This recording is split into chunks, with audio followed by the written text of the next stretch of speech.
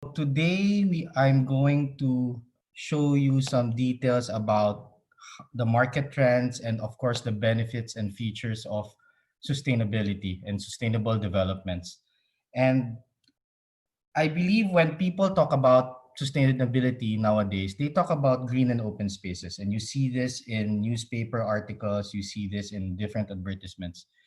And here we would like to educate everyone and teach everyone that sustainability is not only about those two specific items. It consists of three pillars. One is the economic benefits and enhancement that it can give your development. One is the social well-being of the occupants of your building, whether it's residential or it's office.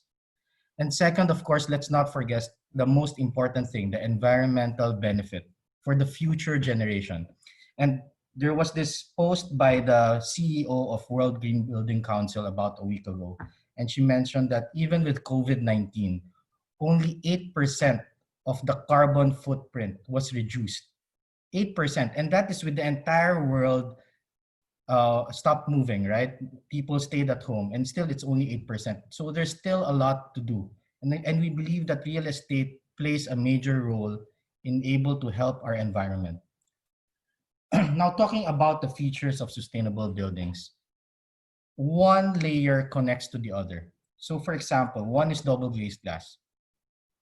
It is important to let the sunlight in but not the heat, right? And heat affects efficiency of the air conditioning units and in turn affects the efficiency of your employees inside the building. Now, double glazed glass does exactly that. It prevents the heat from coming in, but enough sunlight to go in your space, which goes into the efficient air conditioning system. So you need to be able to ask your suppliers of air conditioning units what the EER rating is or the energy efficiency rating. Now, this way you should be able to understand how efficient the air conditioning unit you're supposedly buying for. And the different brands can give you the different efficiency ratings. You have the energy recovery ventilator. What happens here is that it controls the fresh air that comes into your space and at the same time controls the heat that goes in together with the air. So this way, it makes sure that the provisions for proper ventilation is done well. And next, we have the solar energy system. Solar panels, you have to be able to understand and compute how you're going to incorporate it in your developments. There are two types of solar energies. One is wherein you have the batteries where you can store the energy, and one you can throw back to the grid and get the deduction in your next Meralco bill or your electricity bill. So these are main features, but just to go through a few, there are other features that you have to consider from the design phase. It's not something that you finish your development and think of, oh, okay, I want to add this into the new features of my building. It's going to be really hard. So you start with the orientation of your project wherein you have to make sure that you avoid the hottest times of the day, like the north, south, east, and west, how to orient your building. LED lamps is quite important. And now there's what you call the Lutron lighting system, wherein the light adjusts to the condition outside. So if there's enough sunlight coming into your space, it dims by itself, right? So you don't have to touch anything. Efficient water fixtures, so whether that's faucets, that's water closets, optimized window to wall ratio. Bigger windows doesn't always mean it's better for everyone, but bigger double glazed windows is actually better. So you have to distinguish between the two and be able to ask the right questions. Green and open space, I think there's no need to explain further on that. And then rainwater harvesting is basically you use rainwater to use for non-potable areas such as flushing of the flushing of your water closets or irrigation of plants. So there are a lot more sustainable features that you can add to your developments, but one links to the other. So it's important to have it holistically, to have it as a whole. Now, what does it give you? Number one, profit savings. It really brings down the monthly operating expense of your property, whether it's a house, it's a building, it's a specific office space. Lower risk. Well, later on, I think Mike of KMC should be able to show that occupancy rates are lower in LEED or sustainable buildings. Social well-being. Okay, this is very important in today's pandemic. You want to reduce sick leave, stress levels. Even if you're working from home, stress levels have been going up, whether it's because of your spouse, your family, or because of its work, then that should be something that we should consider. And sustainable buildings and wellness buildings can actually reduce stress. Now, we have four certifications, and people may ask, why do you need all four certifications? Is it only for marketing purposes, or do you really need it? Well, one, each of these certifications have different aspects that they would like you to consider. And each of the certifications actually enhances the value of your property. LEED talks about from the design phase, how you manage your construction, all the way to operations. EDGE talks more about the efficiency and the savings that you get from your building, whether it's power, water, or carbon. Verde is localized LEED. So basically, they adopted the specifications of LEED, but to the Philippine, caters to the Philippine environment. Because not everything that is applicable in the US is the same here in the Philippines. We have different weathers, for example. And last, well is a very, I would say, new certification here in the Philippines. Not a lot of people know about the well, but it talks about the health and wellness of employees or people residing in the building. Remember, majority of the people stay inside, indoors or inside the building about 70% of the day, right? So it's very important to make sure that they maintain their efficiency, and this is what wellness does. Now, talking about market trends, as mentioned earlier, one links to the other. One is proper ventilation. Now, you have to start with the source control, and controlling the source comes from number one, the double glazed glass, and number two, the ventilation, the type of air that comes in. Does air have a lot of heat, which goes into the air recovery system that I mentioned earlier. Next goes to filtration, or trying to maintain and prevent unwanted air to go into your space. And once they're inside, like VOC, which emits from your wall daily, it's filtered by this air filtration system. And I believe moving forward, more and more people will be looking at buildings in a different way. Number three is contactless features. And it's also very important during this pandemic. Contactless features is not limited to the usual automatic faucets that we see or the automatic soap dispensers that we see. There are now contactless elevators wherein you just need to tap your card and it tells you directly which elevator to go to. You don't have to even press a single button. Common area lights is another sample, which has been there for quite some time, which people don't use because of the cost, right? But in the long run, it actually saves you more. So the Lutron lighting system that I mentioned earlier that adjusts to the sunlight properly, and there are the regular automated common area lights wherein it shuts off when you're not there. So this can be used for the toilets, this can be used for the fire exits. Lastly, physical activity opportunities. So this talks about the green and open spaces. This talks about where you can provide physical activities, not only for the employees, but for the entire building. You know, when you're managing a property, you don't think about your own employees. You think about the well-being of the entire building, whether they are your employees or the employees of your tenants. So it's good to put these opportunities and areas wherein they can do some physical activities for everyone, right? And maybe create those programs for them that they can join if they want to. Now, looking at the new trend, before I end my presentation and move forward with David, I would like to discuss one major trend that will come up. It's that people are not only going to ask about what's the price and what's the size of the unit. Things are going to change. It's not just about the layout. It's not just about how the facade looks like of your building. They will now ask about indoor air quality. They will now ask about specifications of your building. This pandemic actually teaches people on what the right questions are to ask.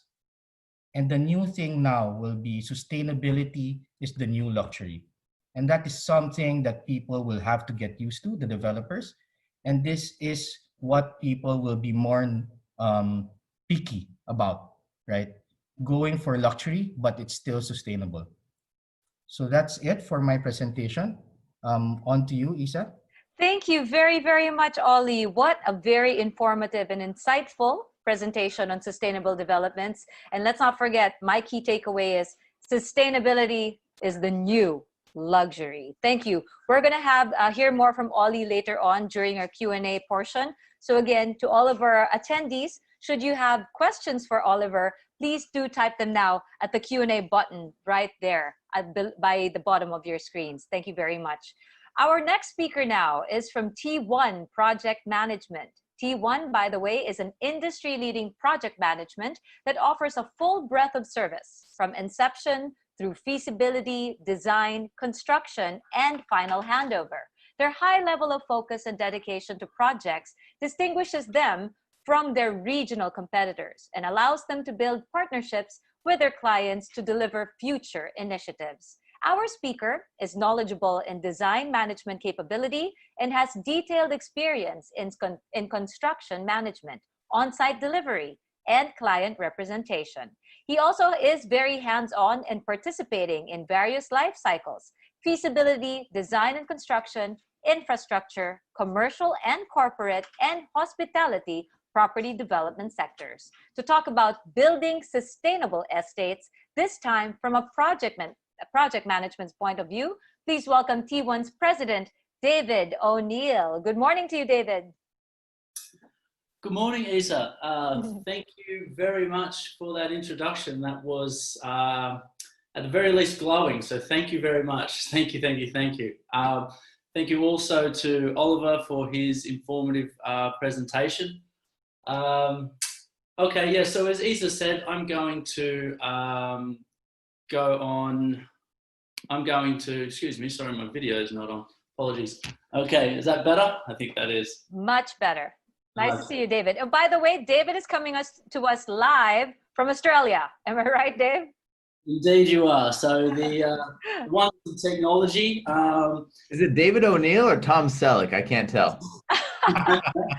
Ladies and gentlemen, that's our third speaker for today, but watch out for him. He'll be here in a bit. Take it away, yes. David. Excuse me, everybody. During lockdown, I've been taking liberties with my facial hair. Very sorry. Okay. Well, look, I'll get started. So as Isa said, I'm going to be discussing sustainable projects from a project management point of view, a design point of view, materials and construction point of view. So again, thank you for tuning in. I hope you're all doing well, looking after yourselves and looking after each other. I'll be talking about cost-benefit analysis of sustainable construction versus traditional construction methods, construction schedule comparisons and buildability, the integrative process of design and construction. We'll look at some interesting sustainable construction materials, and finally we'll have a quick look at energy consumption impacts of the built environment globally.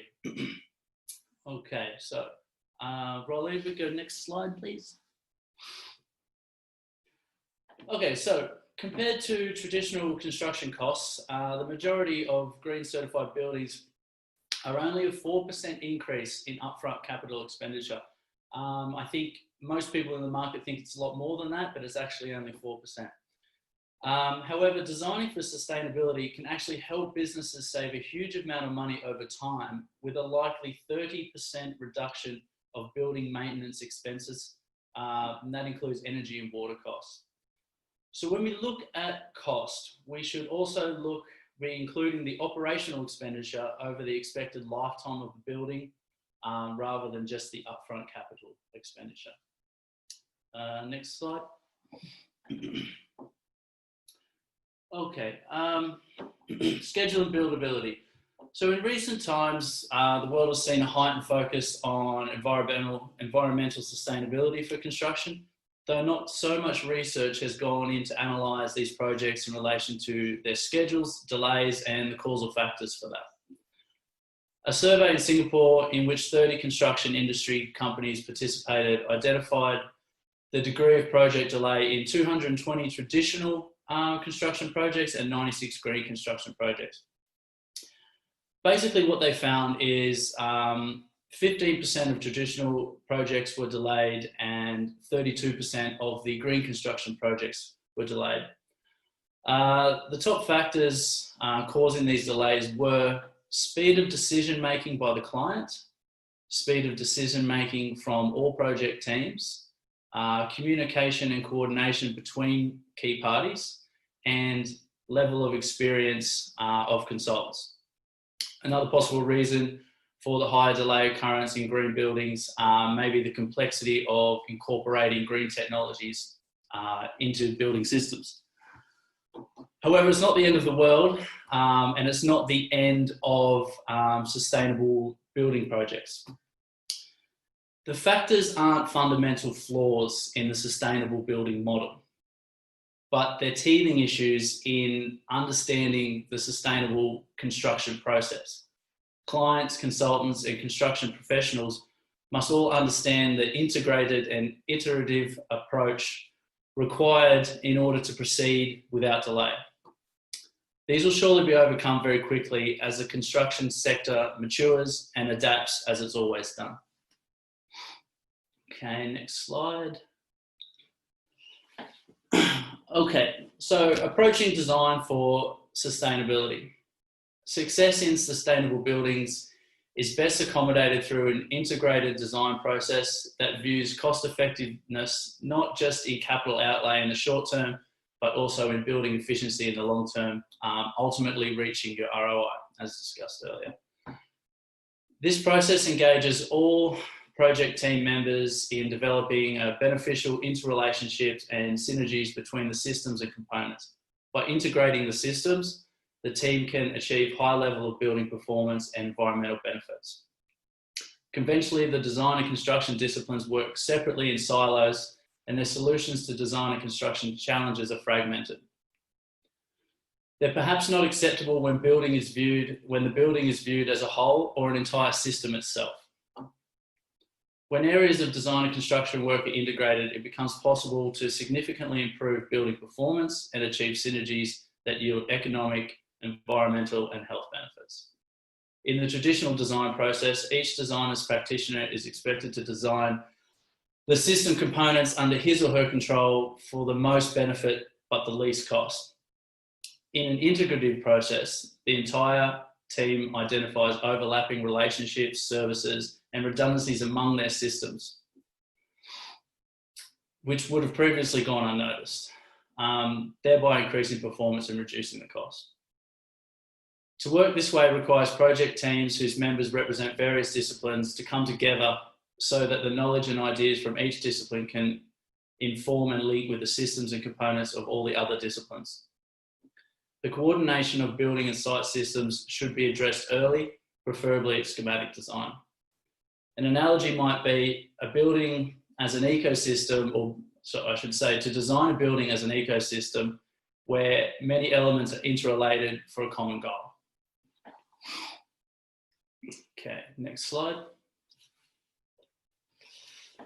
So contractors and developers are switching to alternative building materials to limit environmental impact. Investing in sustainable construction creates an energy efficient building, reduce carbon dioxide emissions, all while boosting public perception as an environmental responsible company. Sustainable building materials are designed to reduce waste and use natural resources more efficiently.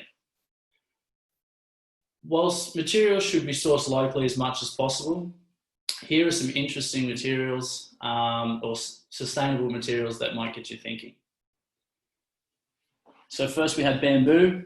Bamboo flooring is a popular alternative to traditional hardwood. It comes in a variety of styles and colours. Bamboo is actually a fast-growing grass, which aids in its sustainability. Next is reclaimed wood. Building with reclaimed wood is the most environmental responsible way to reduce the amount of lumber in landfills and also save trees. History of reclaimed wood, or I should say, on top of that, reclaimed wood would also add plenty of character to your project. You can find reclaimed wood in retired barns, salvage yards with specialty buyers. Shipping crates and pallets are popular. Excavation and demolition companies also hold these items. Next is cork. So in recent years, cork flooring has become much more prevalent in homes and also in commercial spaces. It is one of the most sustainable building materials, as the harvesting of cork does not harm the tree. Not only is it highly renewable, but cork also has hypoallergenic properties, fire retardant qualities, and is resistant to liquids. And then this is a tongue twister, mycelium. Now, mycelium are the root-like fibres found in mushrooms. Combined with pasteurised sawdust, mycelium can be formed into nearly any shape to be used as a sturdy building material. The mushroom-based building material can withstand extreme temperatures, making it an organic, compostable alternative to home insulation, styrofoam, and even concrete. Next slide. Okay, so ferroc. Ferroc is another concrete alternative. Ferroc is created from steel dust or ferrous rock, left over from industrial processes, usually sent to landfill. When combined with carbon dioxide and iron carbonate, it creates a viable alternative to cement, which can be poured in to form driveways, pathways, staircases. Next is sheep's wool. In place of a chemical-laden insulation, sheep's wool is a great natural alternative. It insulates homes as well as conventional insulation, but requires less energy to manufacture. One of the most eco-friendly ways to insulate your property is sheep's wool. It will both increase your energy efficiency and soundproof your office. Next is recycled steel. So according to the Steel Recycling Institute, a 2,000 square foot house, or a 200 square metre house, I should say, requires up to 50 trees to build, while a frame made of recycled steel requires the steel equivalent of just 6 scrapped cars.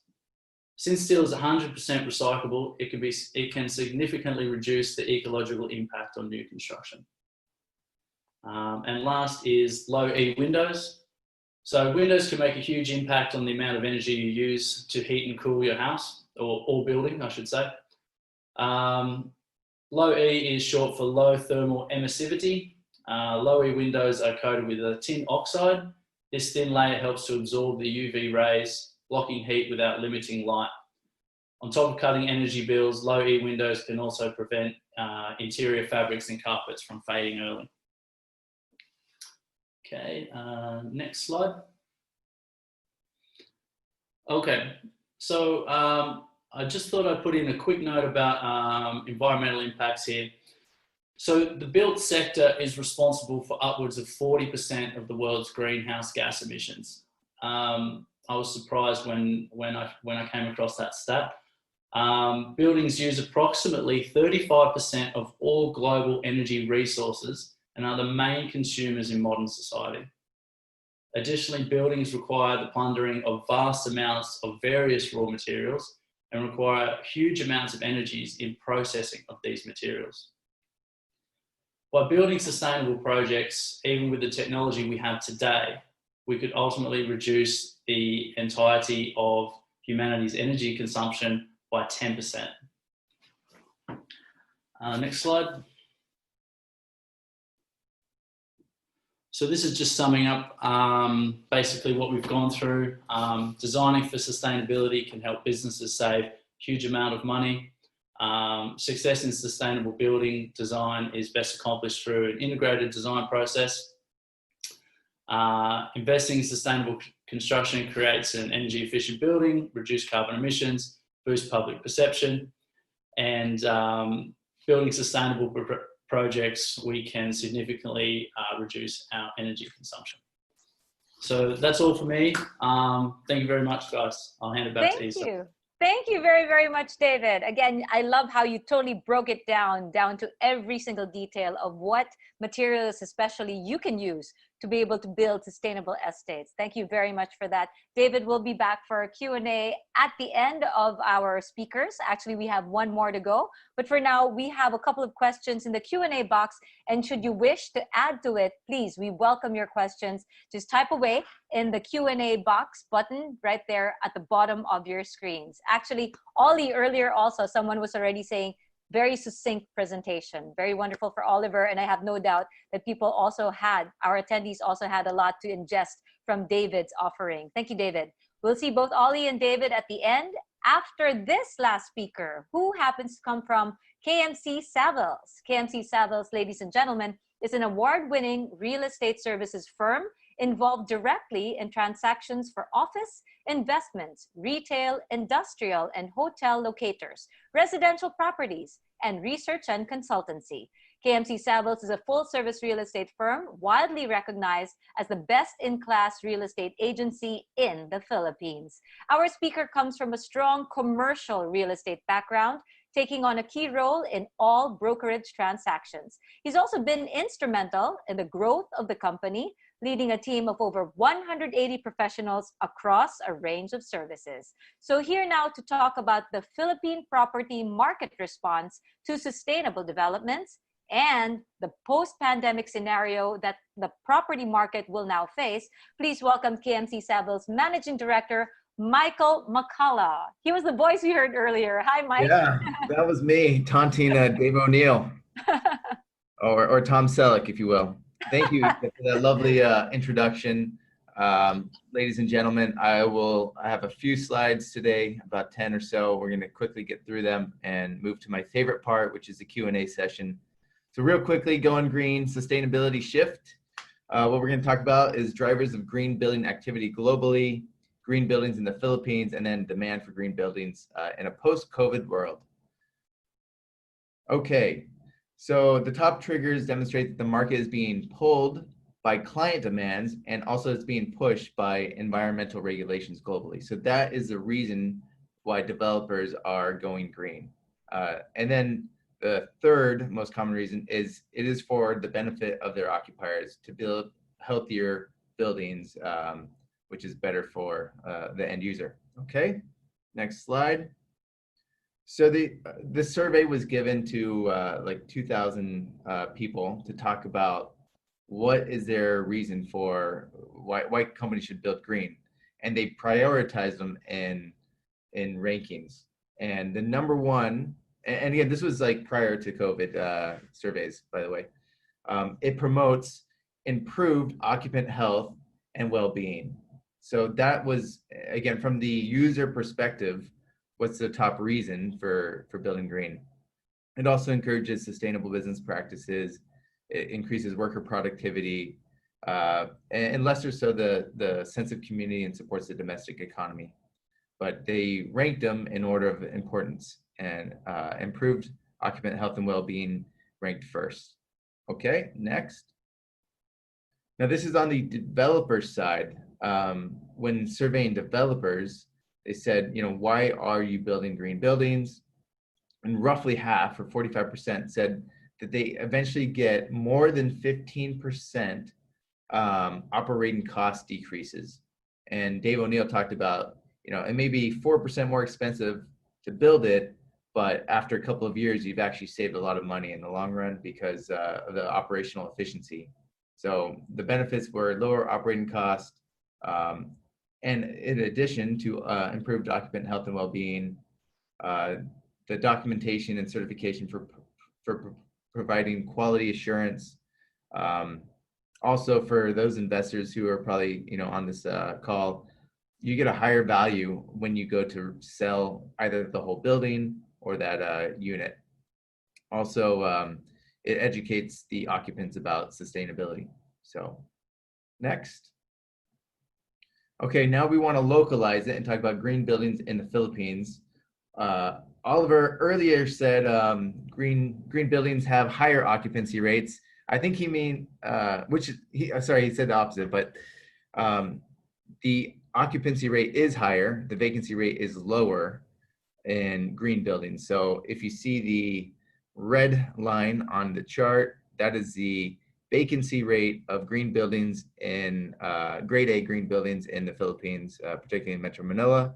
So it's hovering around under 3%, which is an incredibly healthy statistic. Conventional buildings vacancy rates are a bit higher than that. And again, the market has been very, very strong for commercial real estate entirely. But in a post-COVID world, the buildings that will vacate first will be your conventional buildings, and all these companies, particularly the multinationals, they'll be moving into higher quality buildings, which are most likely to be green. Okay, next. So I just want to talk about the total stock of green buildings. Arthaland was really an innovator and pioneer in this space, building the first LEED gold condo, particularly, and they've also done a LEED platinum office tower here in BGC. And you'll see that the majority of the chart on the right, the majority of green buildings happen to be in BGC. So about 33%, followed by the Bay Area and Makati CBD. And on the left, conventional buildings make up about 72% of all buildings in the grade A class, and green buildings are just under 30%. Next. And again, that's just to see it grow over the last 4 or 5 years. So you can see that there's a ton of new inventory, and the inventory of green buildings has more or less doubled from little under a million, about 1 million square meters to over 2 million square meters here in Metro Manila. Next.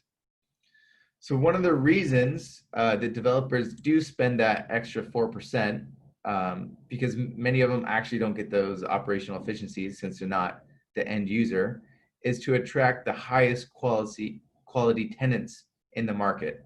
And this is just some of the logos who are currently in green buildings today in the Philippines, mind you. So it's Amazon's, the Facebooks, Sun Life, ING, Dell, Shell. These are high quality tenants that won't be, that have been around for maybe 100 years or 20 years. They're not going anywhere, and they will survive many, many crises. Okay, next. So demand for green buildings in a post-COVID world. Next. Just some of the headlines that we wanted to highlight. Climate change, could the coronavirus crisis spur green recovery? So I think they're looking at there's a couple different timelines to look at stuff. There's the immediate time frames, midterm time ranges, and long term. And in the mid to long term, you're going to start seeing a lot more buildings in a hub and spoke market. So buildings out where people live, those are going to be ideally green, sustainable buildings that are cyclable and pedestrian friendly. That's a tough word for me. You can work from home or work nearer to home. I think that it will be the strategy moving forward. And in the EU, they mentioned that all their COVID-19 investments should go towards reducing carbon emissions and promoting digital businesses. So we think we'll see a lot more money moving into sustainable buildings. The next headline, survey shows investments in sustainability, resilience, smart building technology to increase. There's roughly 13% more buildings are looking to go green than before, 18% increase in people looking to lease spaces in green buildings. So I think this is really front and center of occupiers' minds, more so now than ever before. It's taken us many, many years to educate the Philippine market on why to pay a little bit extra to go into a green building. Now it's a no-brainer decision. Every single company that cares for their employees is going to put them in a green building. So Ollie mentioned ventilation, MERV filters. Obviously, that plays a crucial role, we now know, in indoor air quality, stopping pathogens from spreading. The other thing he mentioned was having all that double glazed windows. Those windows still let UV light in. UV light does kill viruses. So having access to fresh air, lots of natural light is going to lead to a healthier occupier environment. Next. And that is my presentation. I loved it. You're like, next. Thank you very, very much. Slide to save you some time there. So we get to my favorite part, Q&A. Definitely. Thank you very much. That was Michael McCullough, ladies and gentlemen. And as promised, it is time to open our Q&A segment. So let's bring all of our speakers back. Oliver Chan and David O'Neill. Let's bring back David.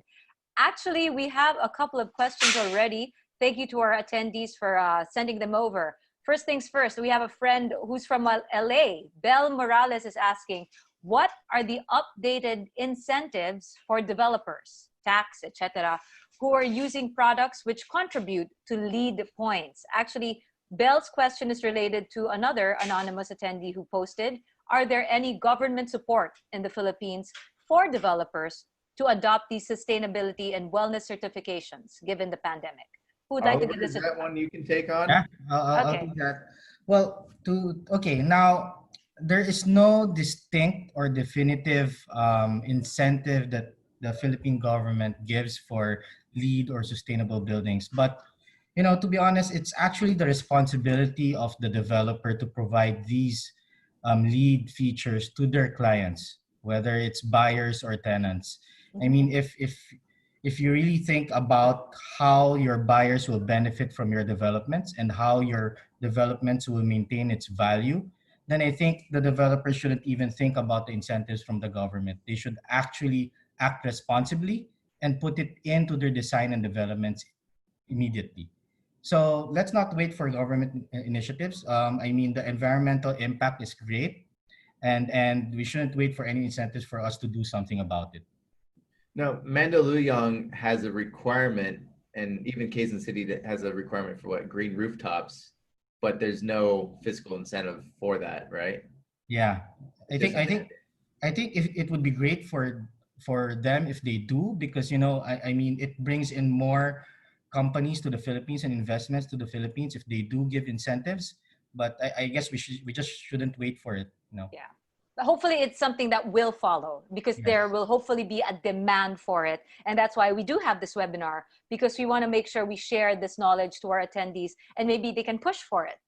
Yeah. Well, there is absolutely, there is client demand in this decision. So, if you're a developer and you're slow to react, there'll be no demand for your product, which is antiquated.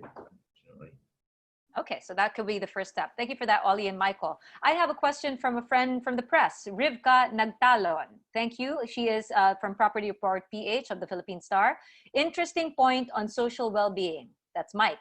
Do you have initial indications on what businesses or individuals are willing to invest in a property development that offers this benefit? Also, she has a second question, post-pandemic. There seems to be a more cautious approach to anything that refers to spaces that accommodate social interaction. How do we see social well-being in this sense being enabled? Thank you to Rivka for that question. Mike, can I put you in the hot seat for this one? Can I take the second question first? Because it's okay. There seems to be a cautious approach to spaces that accommodate social interaction. Okay. Yeah, so all these co-concepts, whether it's co-working, co-living, social interaction seems to be a scarier thing on people's minds right now. And look, I think that will be maybe more in the short term, right? So is that the next 6 months? But eventually we do forgive and forget quite quickly. And we do want to go, we are social creatures. We want to interact with our family and friends. And we can do so in safe environments, particularly ones that are, take fresh air into consideration, natural light. those are much safer environments for us to be in than some other forms of public transportation that people are being forced to be in. Even many grocery stores, there's zero light. They're recycling the air. So people are willing to go to a grocery store, but they're not willing to go to some of these parks and stuff with fresh air. And again, the office is probably the least dangerous environment that you'll go into, where a mall or a grocery store could be many times more dangerous. So I think we will live and forget later. It may be a while though. Thank you for that. How about the first question? Again, interesting point on social well-being. Do we have the initial indication on what businesses or individuals are willing to invest in a property development that offers this benefit? There are indications already? I guess you can see, and Oliver probably would have this data, but sales and take-up for green developments outperform both from a return on investment, from a sales velocity standpoint. So those projects are just a lot more popular, particularly more now than ever before. Yeah, I think what I agree to what Mike said. I mean, we sell both locally and internationally, and people seem, especially in the international market, people seem to respond more when you talk about sustainability. I was in this webinar with the U.S. agents, brokerage firms in the U.S., and this agent from New York mentioned that their clients buying $3 million to $5 million apartments have been asking about indoor air quality and what type of air filters they've been using. So it is trickling down, whether it's office or it's residential. The demand is now there and and quickly picking up. And with our building itself, Arthaland Century Pacific Tower, I think, thank you, Mike and his team, for fully leasing it out. But the demand for sustainable, and even the tenants themselves getting their own LEED certifications, are already there. So I think even your neighborhood Starbucks are getting their LEED certifications, right? That's so true. yeah, so now you have these big multinational companies also going into the LEED certifications and the other sustainability and wellness features. So I think the demand will surely be there. And it's like, again, from a customer or consumer point of view, it's like what you look for in the label.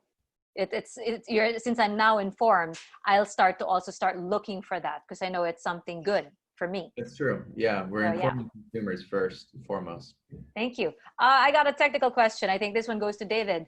Is there an optimum wall to glass ratio? Optimum wall to glass ratio? I probably couldn't answer that definitively due to, as Oliver said earlier, it depends on how much of it is regular glass, how much of it is double layer glass and low E glass. So it really depends. Again, as I mentioned, the building system is like an ecosystem, so you need to look at it in relation to that's exactly right. The heat from your lighting, what is your air conditioning power and everything like that. Even what way is your building facing? If it's north facing, south facing. So there isn't a hard and fast number. It's actually a range depending on all of those factors. Okay. The more glass, Holistic, the more beautiful the building is. I assume. That's not just necessarily visually, but it's got a purpose, right? I think this is also part of what Ollie presented earlier. It has to be seen holistically. It's not just broken down into parts. Yeah. David, you echo that, right? It has to be holistic, how one will work with the other, like not just the glass, with your air conditioning. Ollie, yes? Yes. No. Okay. So thank you for that, David. Can we, from autoclaved aerated concrete, AAC masonry, can be used for new efficient building systems green material? This is from Philip Joey Carceliar. Yep. Autoclaved aerated. Yeah, go ahead, David. Thanks, Philip. Yes, absolutely they can. I would say that they are at the forefront of materials for sustainable buildings or more sustainable and green buildings. Basically, just due to their, how do I say it? I'm lost for words, but basically what I'm trying to say is I've got this word as a very easy word, but anyway. What they have is basically an improved thermal efficiency. Okay. They're more environmentally friendly. They actually produce 30% less solid waste than traditional concrete. And that equates to a decrease in 50% of greenhouse gas emissions. They're longer lasting. They're also non-toxic. So these properties is the word I was trying to find. There you go. Thank you. All these properties really, really promote AAC for a green rating. Thank you for that, David. Okay, we have another one from Jeff Kehoe. Great presentation, super informative to all three speakers. His question is whether customers will be willing to pay more to invest or purchase sustainable units. Will customers be willing to pay more to invest or purchase sustainable units? Well, on our experience, yes. Although I would say that just on our end, Arthaland side, our sustainable projects actually doesn't cost more. I mean, we're a company that we don't look at just the bottom line. We look at the future, I would say, benefit it is for the buyers and the consumers of our projects. I mean, if they benefit more from it, then we get return and repeat and loyal buyers. That's the long-term business goals that we have. Now, I think Mike earlier showed slides about vacancy rates of lead buildings being better, less vacancy. And that means, yes, it would be a better investment for them because they get better returns, they get better rates, they get long-term leases. So Better clients too. Better clients as well, yes. Yeah. That's actually related to this other question by an anonymous attendee. It surely is cost efficient in the long term for property developers to build sustainable green establishments. However, would it be cost efficient for a purchaser to invest in such costly property, considering the maintenance for such materials? Composing such property has a low supply, then higher price. I think, Oliver, you pretty much touched on this already, right? Yes. Regarding the materials, actually, sustainable features and materials requires less maintenance work than the regular equipment that you put in for your building. So it helps us a lot in the long term, even with maintenance costs. Thank you. David, do you want to pipe in for that one, since it is construction material investment? Well, I completely agree. At the end of the day, it's 4% more, and then down the track you'll make those savings. Now, tenants residentially would also come across those savings eventually through the use of their utilities and payment of strata fees and things like that. So I definitely think it's feasible for an astute purchaser. Thank you for that, David. Are Filipino companies looking for sustainable buildings? Mike, I think this is yours. Are Filipino companies looking at sustainable buildings? They absolutely are now. Yeah. Yeah. When that was a cost constraint only a few months ago, that is the new minimum standard moving forwards for them for sure. Now, some of them will be able to use, a smaller footprint of office space now, but they'll be able to get out of these old grade B buildings, move into a nice grade A lead building, and be a lot more productive. So moving into one, now that you put that in ideas, that's something to look forward to. What is the distinction to easily determine a green building? Again, it's like for consumers like me, check the label. So what's the distinction to easily determine? They paint it green sometimes. No, it's Michael. some people thought that if it has trees growing on the side of it, it's a green building. That's it. It's not. Okay. It's really not. There are, Ollie mentioned that there's 4 certifying agencies that will give you some credit ratings. Globally, LEED is probably the most recognized leadership in energy, environment, and design. Locally, that's called BIRD, which is a different flavor of LEED, essentially. Those stamps of approval or certifications would let you know that it is a LEED building. the marketing agencies would be more than happy to talk to you about the building's, sustainable features. And it is true that not that many buildings can actually have sustainable features, but they don't pay for those rating systems. Mm. So, and again, I think LED lighting is now the standard when that was a premium feature only a few years ago. So Okay. you're starting to see a lot of just the costs have come down so much for sustainable building materials that it's the standard, even if they get the certification or not. Thanks, Michael. Let's talk about conversion then. This is from Martin Matangihan Jr. Is it possible to convert conventional buildings to a green building? And it's actually related to Carla Rodriguez's question. How far apart is the cost of a traditional building to a green building? They're wondering why other developers aren't doing it. So first, let's talk about conversion. Conventional to a green. Yeah. David, I think this is what you call retrofitting. I think, Yeah. is that it? Yeah. Retrofitting, yep. So there is a lot of retrofitting or conversion works that you can do. These are updating your aircon system, as Oliver was saying before. There are a lot of filters and energy recovery systems that you can install into your existing aircon system. Updating of your glass facade, as we mentioned before. Again, also we can look at lighting, so changing everything to LED lighting. We can look at the BMS, which is called the Building Management System, and work on certain relays and feedbacks that we have there. You can you can program your lifts to your elevators to act in different ways. You can work on contactless entry and things like this as well. So there are a lot of things that you can do to an existing building. I'm not exactly sure, and I must say I'm not exactly sure if you can obtain a rating from a retrofitting. Yes, You can. Yeah. So, yeah, so we've seen that with Insular Life, which is the corner of basically Ayala Ave and Cedro Rojas.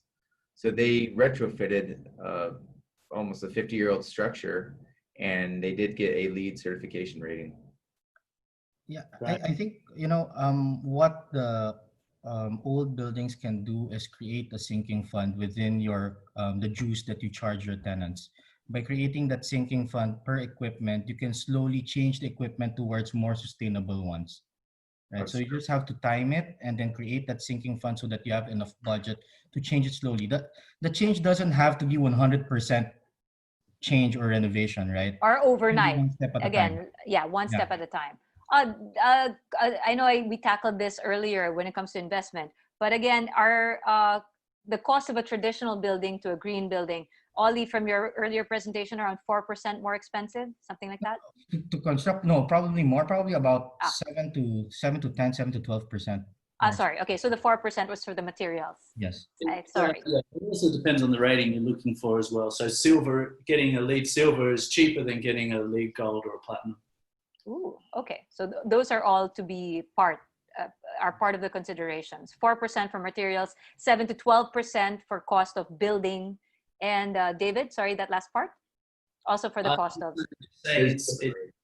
It's cheaper to get a LEED gold certification than to get a LEED platinum certification, because you don't have to do as many processes or materials and whatnot. So your percentage uplift is a range. But of course, you always want to aim for higher. Thank you. What is the necessity of green building during this COVID impact? How will it influence the residential condominiums in terms of market performance and construction inside and outside Metro Manila? So how construction's done, necessity of green building during COVID impact. How will it influence residential condominiums? Well, maybe real Market quick, performance, I'll yeah. take a stab. Again, I think there's been a lot of attention on indoor air quality and occupational health and well-being. And, those LEED certifications squarely aim to address those factors, right? So I think consumers are a lot more up to date on what they need to be looking for moving forwards. And when there's consumer demand, there'll be developer supply. Thank you for that, Mike. Someone's asking, can building ventilators really filter out viruses? We've been talking about fresh air and circulation, letting UV light in. But yeah, anonymous attendee, can building ventilators So really filter out? so How what does it it work? can do, it can capture the particles. It doesn't necessarily kill it, but it'll capture it from recirculating in the air. That's why many systems are now looking at adding UVC lighting. So it will kill the virus, Okay. and then the filter will capture the physical material. How can we, okay, adapting to the new normal now, Yeah. adapting to the new normal real estate market, considering sustainable building is quite higher and the big demand in the Philippine market is low to mid cost. Is that true? So yeah, I think what they're talking about is that the budget for office space or housing, typically speaking, is quite quite tight. They're on a budget, but and these higher quality buildings are a bit more expensive. But when companies look at the holistic health and wellness of their employees as the cost of doing business, they will invest in offices which are higher quality. Thank you, Mike. I got a couple. Go ahead. Sorry, Yeah, Ollie. just to add to that, I think people are talking about the social distancing impact to Yeah. the offices and how you will need more space. If you can make sure that your employees can work more efficiently due to the wellness and the sustainability features of the building, then the space requirement won't be that big. So it Big, helps you in the long run. Yeah. as well. Thank you for that, Ollie and Mike. I have a couple for David. Again, these are materials. Low E glass versus double glazed, which is sustainable. Low E glass versus double glazed. Which is, what is the question? Which is more sustainable? More sustainable.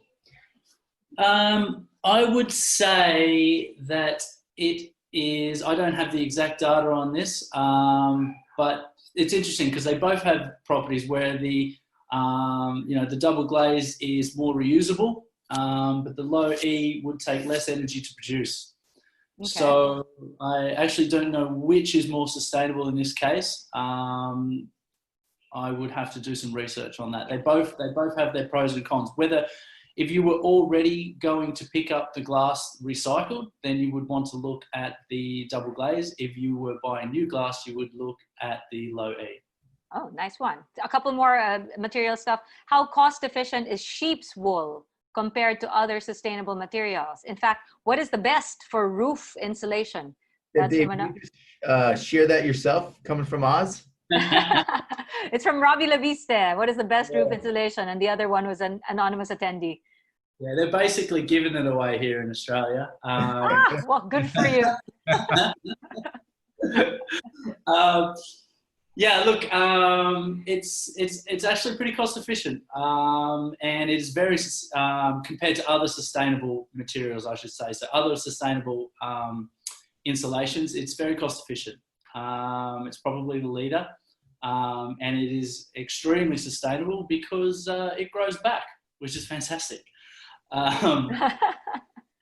So in regards to the best roof insulation, roof wall installation, I wouldn't say that the material would change too much in regards to which sustainable material you would use. So I think that sheep's wool is a very suitable product for roof insulation, and in fact we do use it quite readily here in Australia. Okay, thank you. Other than green office buildings, will there be more demand for green residentials and green industrial developments? Yeah, so far we've been talking about green office buildings, and well, we touched on estates. Will there be more demand for green residentials or green industrial? Real quickly, I guess I'll take this. Yes, absolutely. There's not just green residential, but there's green neighborhoods. And again, Arthaland, I think, is a leader in coming out with the first LEED certified neighborhood, which is a development that is built around sustainable practices. So look, if you're able to take a look at occupational health and wellness and safety, those will absolutely be things that will be driving the middle upper income segment moving forwards. Yeah, I think by actual example, our residential project Aria, which has been turned over about 7 years ago, I think it's still the market leader in terms of tenant occupancy and rates. And mostly when you go around the BGC or Makati, at night you see only a few lights open in the buildings, in the residential buildings, right? Because yes, there are people who buy it to invest, but in terms of occupancy, it's not there where they want it to be, right? So sustainable buildings actually maintains that occupancy for you. So for example, in our actual example, Aria Residences, our occupancy is at 80%. So this is quite high for a residential project. Okay, thank you. So if sustainable, still related to what you just said, Ollie, if sustainability could play a factor in recovering some losses directly related to the pandemic, this is possible, yes? Yes, it is. It can, but again, it's not a one-time recovery. It will be for a certain period of time before you can recover it. But yes, it can. Thank you for that. One of the trends Oliver mentioned was sustainable buildings should go beyond the regular spaces size and design. This refers to better trends in open and free building spaces. How is this sustainable development going to be different from existing developmental concepts such as resort and vacation homes living, where greens and fresh air is abundant? How is Yeah, it different then? Yeah. yeah, I think when developments talk about green and fresh air, they talk about the exterior. They Mm-hmm. talk about they have Not floors inside. that you can walk to, not inside. Yes. What you have to consider is are the elements inside. What makes your space inside more sustainable and more onto wellness? So that goes now to what David mentioned, the materials that you use and how you designed your building. Ollie, a Zero, couple zero VOC, low VOC paints and materials. that all comes into play. Yeah, because the indoor environment can be more dangerous than the outdoor environment many times. Most definitely. Most definitely. Because you're like, in Filipino, we call it kulob. You're trapped inside, right? So may I kindly ask from Archua, are there any incoming projects of Arthaland of this kind again after Savia? I think this is already a Savia client and wanting more. Oh wow! Thank you very much. Archua, yes. Yes. We will be launching soon. I just cannot disclose the details as of the moment, but I'll make sure that I get your email address and let you know immediately once we're ready. Yes, but there are new sustainable developments from Arthaland coming. Wonderful, wonderful news. So actually, let me end it then on that note, that you have more to offer, and there's definitely more for all of our attendees to look forward to. This is only our first webinar so far on sustainability, and I love how everyone's interests have been piqued, and everyone has been very, very involved in our Q&A. Unfortunately, though, that's pretty much all the time that we have. I've been asked to announce that your questions are well noted and that they will email you the answers because you registered to actually be part of this webinar. So I hope via the chat section or via the Q&A, especially for those who said anonymous attendees, we hope to email you the answers that you sent, because we do appreciate your email you the answers to the questions that you sent, because we do appreciate your questions. So with that, how about we give a virtual round of applause, please, to our panelists, Oliver Chan from Arthaland, David O'Neill from T1, and Michael McCullough from KMC Savills. Thank you very much, gentlemen. And again, thank you to all of you, our dear attendees for this webinar. We appreciate you being here on a Friday morning. This has been the Going Green Sustainability Shift for Philippine Real Estate webinar. And if you'd like a copy, this was part of the questions. If you'd like a copy of this webinar, a recorded version will be available. Just reach out to your Arthaland contacts and they will inform you how to get a copy. So with that, I'm Isa Leton. It has been an absolute pleasure. I learned a lot from this webinar and I look forward to more. Keep safe, everybody. Have a great weekend. Thank you. Thank you. Thanks, guys.